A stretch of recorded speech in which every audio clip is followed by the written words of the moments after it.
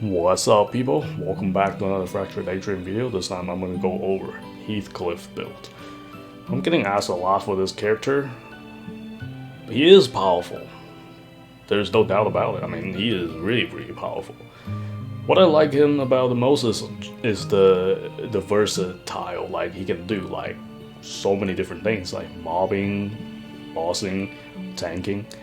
Not necessarily just specific on DPS, but our big boy Heathcliff can do a lot, can do everything. So yeah, he is definitely one of the go-to options for EX raids. It's overkill for like normal stuff. So you'll be seeing him mainly in a lot of, in a lot of groups because he is very powerful character. So let's go over some of the setups options you can have on this character. Yeah, getting asked good amount actually in the comment section, but let's go over the weapons. As usual, you want the EX weapons for every single element and include a non-elemental. This one I always say in the other videos, I use it for level 5 crit rate builds only. But yes, you can do it for other weapons and all of them if you want to go through the trouble to grind them, which it could take you a really long time, or it could take you a really long time where you might not even get them. So it's your choice. Other than that, matching elements with a matching weakness. So either that or replace with elemental damage. Now, what are the recommendations for the skill, for the specific skill? Vicinity deployment. This is a very good one. It spawns like 2 shield that's circling around. It's basically like a UE, like an UE orb. So it spins around. It can attack, it can protect you. It's very useful. The other option is supercharge. Now, I don't use supercharge as much on him. He can hit a lot with supercharge, especially put it together with straight as passive. But I usually use this more often than the other one. You can definitely use the Divine Circle for supercharge build if you want it. It's up to you. What's your playstyle? This one I use in the air majority of the time.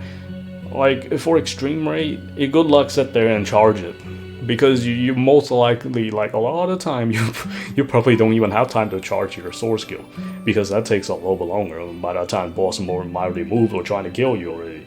So I just use this skill in the air. It does 3 times, but on the ground it does like 2 spins. So differences. That's why you always see me jump in the air and use this skill. It might not hit as a lot, but at least it's safe. Then sit there charging the EX rate. You might get killed. So other than that, that's pretty much it for weapons. As usual, if you don't have EX legendary, use purple. Works just fine. You might not get the special effects, but the special effect is really good on this character. So it's your choice. If you can get that, if you can, then the alternative way, just use purples until you get one, then replace it. And that's it. Now for accessory wise, crit rate. That's the only thing I would recommend people to put on. But if you don't have crit rate, or if you don't want to farm crit rate, just elemental, skill damage, and other stuff. Whatever you want to put on, sure, it's your choice. Another options there. So way too many you can pick. So I'm not gonna go too deep into this because that's really not much to talk about. Now the second accessory is where, if you can get this skill cooldown on crit 3%. This is really hard to get for other characters, man. It's like either you have to be lucky to get that effect on. This is the best accessory you can get for a second accessory. But if you don't, like what I always used, just double level 5 HP, no 5 roar, no 5 stun. Or you can replace it as many HP as you want, or you don't have to worry about stun or whatever. Then that way you can have it for a secondary backup. Now, for the third one. This is mainly for extreme rate builds, so therefore I put the stun on, because I'm gonna get stunned a lot in extreme. Who knows what in the in the future? What they gonna put in their nullify to certain things like poison, like blind. I mean, the only thing that's blinding you is Kraken when it does that attack, but we might see that in the future for different extreme rate bosses and higher contents. We'll see. This might be useful for something to have nullify on, but for this purpose, extreme rate only, nullify stun will be. That's the only thing I'm gonna put on since I only get a one choice. I can always remove the HP and put on another one. He doesn't need that much HP. That guy can tank so much. So the other one, same as usual. Fast event skill cooldown level 5, double. So double event skill cooldown level 5. 1 instant, that's all you need. And then 2 to get the faster cooldown. And then the 5% HP, that's really good. If you don't have that, you can use a 20% attack and 25% HP down. You'll be fine.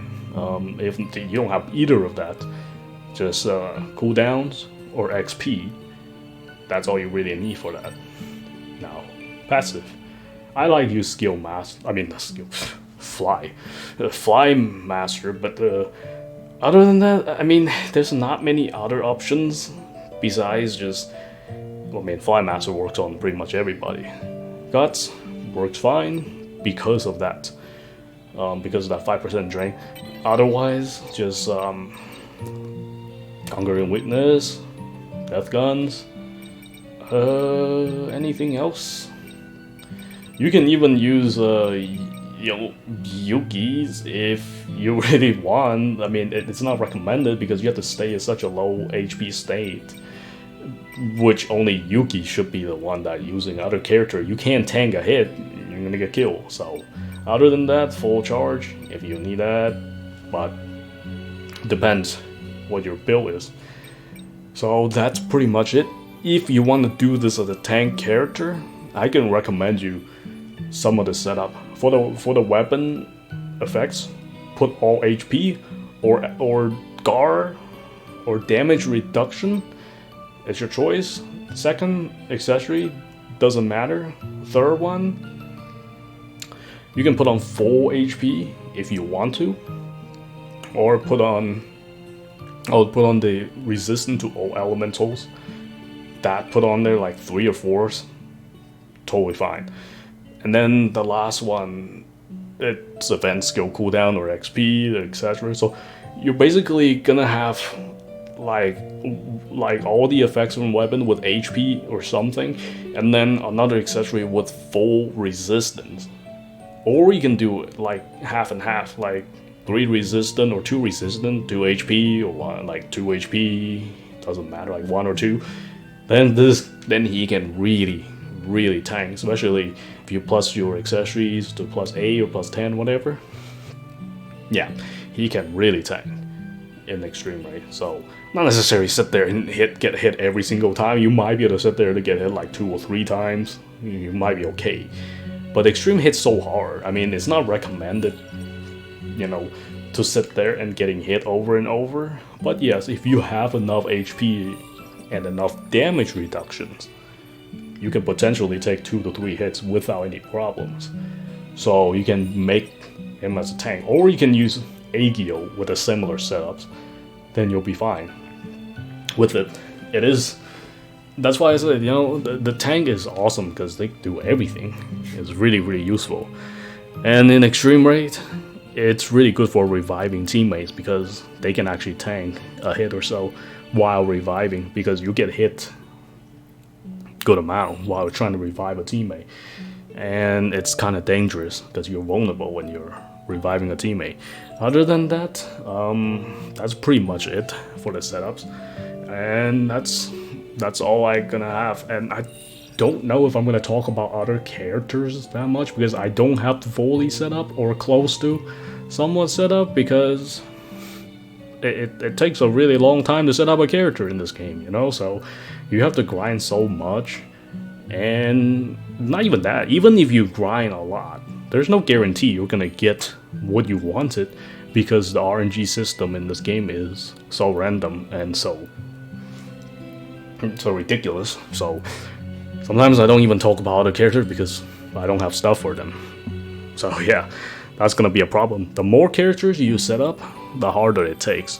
You need more resources, and you need to farm a lot more, and hoped to get the same stuff for the other character as the character that you already previous built, which is not easy. Trust me. If you get up to 4, 5, 6, 7, even 8 characters, yeah, you're gonna have to farm and just pray. That's all you can do in this game, really. I mean, there's a lot of ways to do it. That's pretty much it. I hope you guys enjoy it. Until next time.